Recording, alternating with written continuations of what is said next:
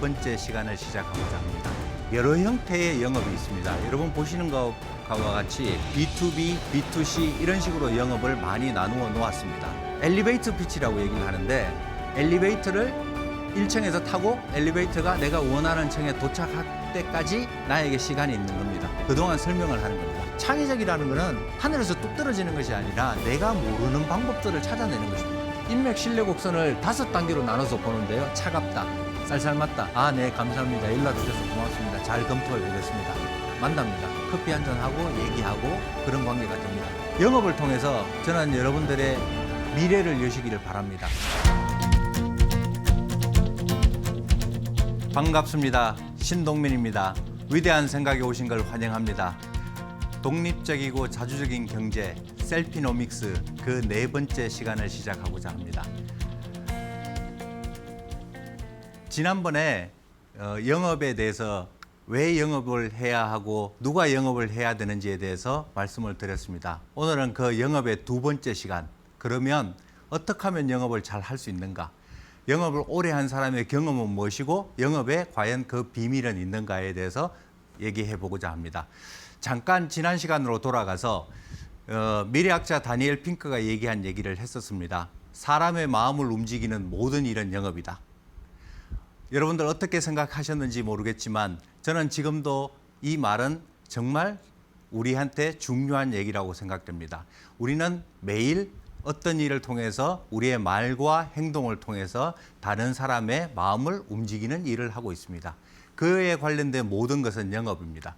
지난번에 말씀드린 것처럼 환자를 치료하는 의사나 공연을 하는 연주자나 그림을 그리는 미술가나 우리 이 세상에 있는 모든 사람들은 다른 사람들의 마음을 움직이기 위해서 무언가를 하고 다른 사람들이 그 내가 원하는 것을 인정해주고 받아들이기를 원합니다. 그런 관점에서 본다면 우리는 모두 영업을 하고 있습니다. 그런데 이 모두 영업을 하고 있는데 그것을 잘할 수 있는 비법은 있는가?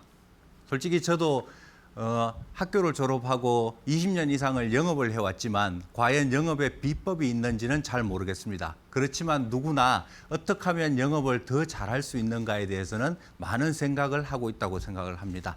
자, 그러면 비법은 아닐지라도 우리가 영업에는 어떠한 지름길 또는 우리가 갈 수 있는 어떠한 방도가 있는지를 한번 알아보고자 합니다.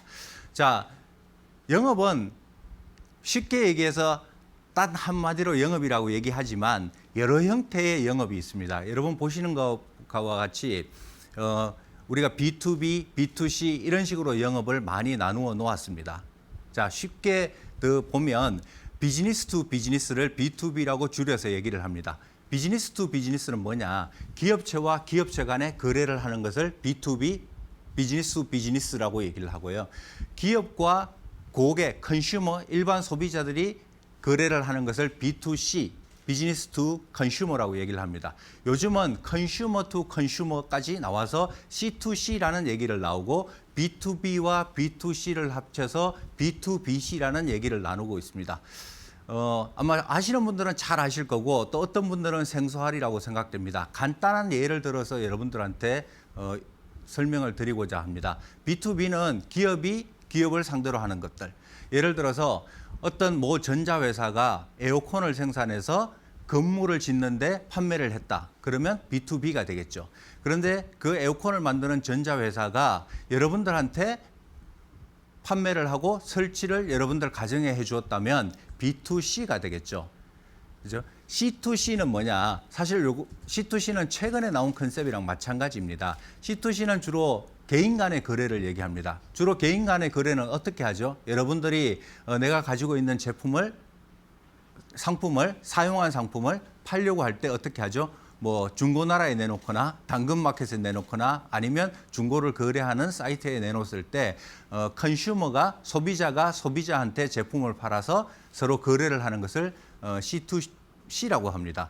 요즘 가장 최근에 나오고 새롭게 뜨고 있는 컨셉 중에 하나가 C2B입니다. C2B는 뭐냐면 컨슈머가 기업체한테 뭔가를 제공해주고 판매를 하는 것입니다. 더 쉽게 얘기하면 역경매라는 얘기를 많이 하죠. 역경매 사이트가 대표적으로 C2B라고 할 수 있습니다. 제가 왜 이 B2B부터 시작해서 C2B에 관련된 여러 가지 컨셉을 말씀을 드리냐 하면 우리는 이런 많은 거래를 하고 있습니다. 많은 사람이 이런 다양한 많은 거래를 하고 있는데 과연 여기에 적용되는 원칙, 법칙이 있을까? 그런 생각을 되게 많이 하게 되었습니다.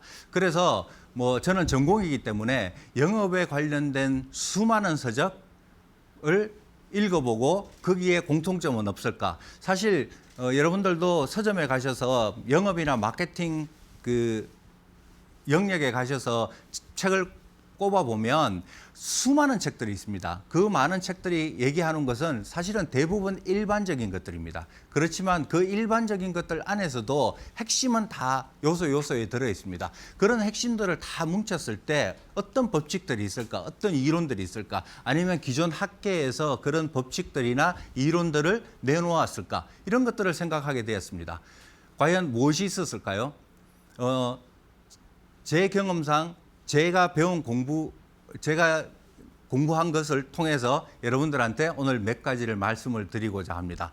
그것을 저는 이렇게 부르고자 합니다. 영업의 길. 제가 평생을 영업이라는 업을 삼고 오고 지금 현재 경영자로서 비즈니스를 하고 있지만 이 중에서 영업의 길. 우리가 어떤 길을 갔을 때 최종적으로 우리가 원하는 곳에 도착할 수 있는 영업의 길은 무엇일까라는 점을 생각해보고 제가 배운 것과 제가 아는 것을 오늘 여러분들께 나누고자 합니다. 그리고 여러분들이 그 길을 따라갔을 때 성공하는 영업자가 되는 것을 저는 바랍니다.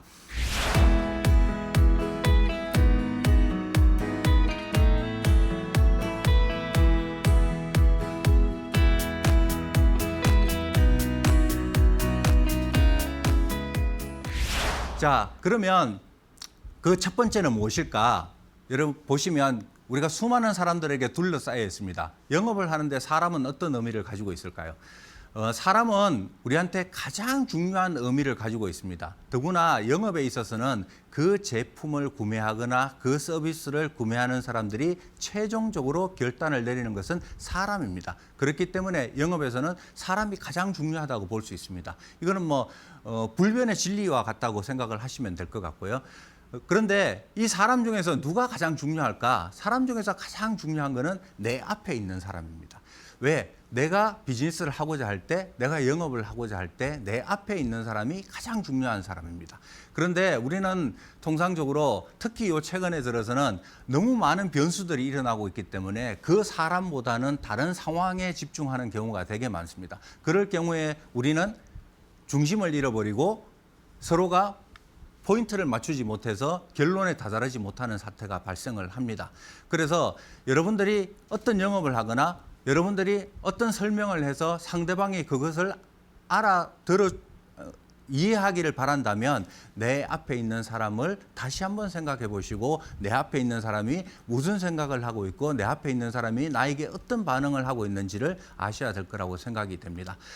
그리고 사실 우리가 거래하는 고객들은 다양한 직업군에 있을 수 있습니다. 특히 제가 어떤 비즈니스를 하는 데 있어서 내 상대방이 비즈니스를 하는 비즈니스맨이다. 아니면 내가 어떤 비즈니스를 하는 데 있어서 내 상대방이 현장에서 근무하시는 분이다. 상당히 다를 수 있습니다. 예를 들어서 현장에 근무하시는 분들을 만나러 가는데 굳이 지금 현재 저처럼 양복을 입고 타이를 메고 갈 필요는 없을 거라고 생각이 됩니다. 왜냐하면 오히려 이질감을 느낄 수 있습니다. 그런데 비즈니스 하시는 분을 사무실에서 근무하시는 비즈니스맨을 만나러 가는데 제가 현장에 있는 복장을 입고 간다면 그것 또한 서로 맞지 않을 거라고 생각됩니다. 자, 여기서 가장 중요한 거는 그러면 우리가 꼭 고객들한테 맞춰야 되냐? 고객들한테 맞추는 것도 중요하지만 그것보다 더 중요한 것은 뭐냐 하면 상대방에 대한 배려입니다. 같이 호흡하고 같이 생각하는 관계가 되기 위해서는 같은 모습으로 보여주는 것이 맞다고 생각됩니다. 제가 이 왼쪽 아래에 신발 한 켤레를 올려놨습니다. 제가 이 페이지를 만들면서 이런 생각이 들었습니다. 제가 20년 전에 영업을 할 때 제 선배 한 분이 어느 날 부르셔서 저한테 이런 얘기를 하셨습니다. 구두를 바꾸시느라고. 왜 구두를 바꿔 신어야 되는지 저는 이해를 못했습니다. 그런데 그분이 설명해 주기를 당신은 영업을 하러 매일같이 병원이라는 장소를 왔다 갔다 왕래를 하는데 당신 구두의 창은 소리를 너무 많이 내는 창이다. 그래서 구두의 창을 고무창으로 바꾸면 그 소리가 나지 않고 다른 사람들한테 방해가 되지 않을 것이다. 저는 그때 그렇게 생각했습니다. 그게 뭐 크게 내가 다른 사람한테 피해를 끼치지 않은 것인데 그렇게 생각했지만 시간이 지나면서 제가 느낀 거는 그런 작은 사소한 내 상대방을 배려하는 것이 결국 쌓이고 쌓여서 나의 마음이 되고 나의 그런 생각이 상대방에게 전달된다고 생각됩니다. 우리가 통상적으로 이런 얘기를 많이 합니다. 남자, 여자. 뭐 인터넷에 찾아보시면 수많은 사례들이 나올 겁니다. 남자, 여자가 왜 커뮤니케이션을 잘 못하는가. 여러분들도 그런 경우를 많이 겪어보셨을 거라고 생각됩니다. 나는 분명히 이런 의도로 말을 했는데 상대방은 그런 의도가 아니라 다른 의도로 받아들이는 경우. 또는 나는 이런 것을 가리켜서 얘기를 했는데 다른 상대방은 전혀 다른 것을 보고 있는 경우. 여러 가지 경우가 많이 발생합니다. 특히 남자, 여자 간에는 서로의 생각하는 방식이 다르기 때문에 서로 똑같은 언어를 사용하고 있는데도 불구하고 서로의 의견을 일치하기가 상당히 어렵다고 봅니다. 그렇지만 그 과정을 어떻게 극복할 수 있느냐. 결국에는 저는 단 한 가지 방법밖에 없다고 생각됩니다. 상대방이 하는 말, 상대방이 하는 의미를 경청하는 것입니다. 예전에 미국 대통령 중에 빌 클린턴 대통령 아마 여러분들 기억하실 겁니다. 클린턴이 대화를 할 때 그랬다고 합니다. 10분만 클린턴하고 대화를 하게 되면 상대방 듣는 사람이 온 우주가 클린턴하고 자기하고 둘만 있는 관계처럼 느껴졌다고 얘기를 합니다. 그 얘기는 뭐냐면 클린턴이 그만큼 상대방에게 집중하고 상대방에게 반응하고 상대방이 듣고 싶어 하는 말을 하는 그 정도의 화수를 가지고 있었다고 합니다. 그래서 클린턴이 사실 재직 시절에 여러 가지 많은 문제를 많이 일으켰지만 문제가 생길 때마다 그 사람은 그런 대화의 방식으로 문제를 해결해 나갔다고 얘기를 합니다. 자, 여러분이 한번 생각을 해보시면 좋을 것 같아요. 두 사람이 대화를 하는데 저 사람이 정말 나의 말을 진심으로 들어주고 내가 하는 말을 이해하려고 노력했을 때 내 마음은 당연히 반응을 하게 돼 있다고 생각을 합니다. 그래서 여러분도 과연 얼마나 상대방에게 경청하는가 뭐 그런 부분을 한번 생각해 보시면 영업에 아주 중요한 원동력이 될 거라고 생각됩니다.